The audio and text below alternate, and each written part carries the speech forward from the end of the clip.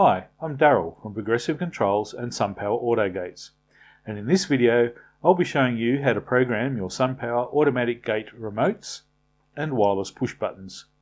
There'll be a separate video showing how to program a wireless keypad. When you purchase a Sunpower Auto Gate, the remotes, push buttons or keypads that come supplied with the gate are pre-programmed and this process is not required.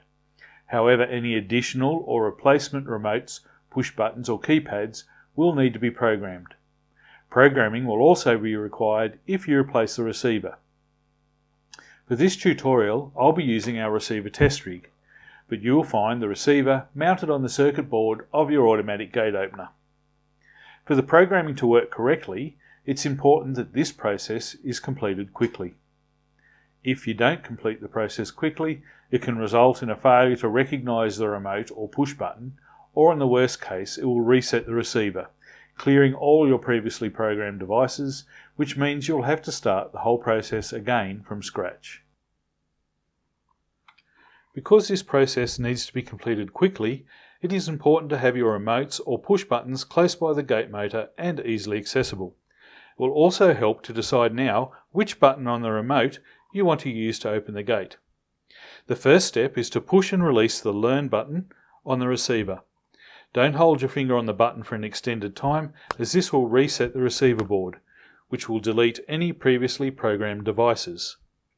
When you release the button, you will see the red LED on the receiver light up.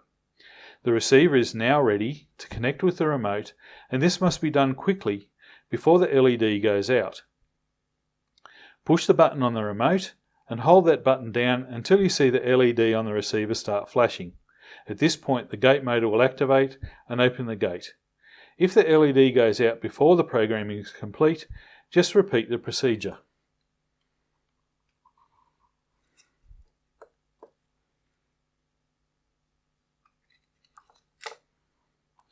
You have now successfully programmed the receiver, and you can repeat this process for any remaining remotes. The push buttons use exactly the same procedure. If you can't get the push button to program, just check that the key lock is not set in the locked position and try the process again.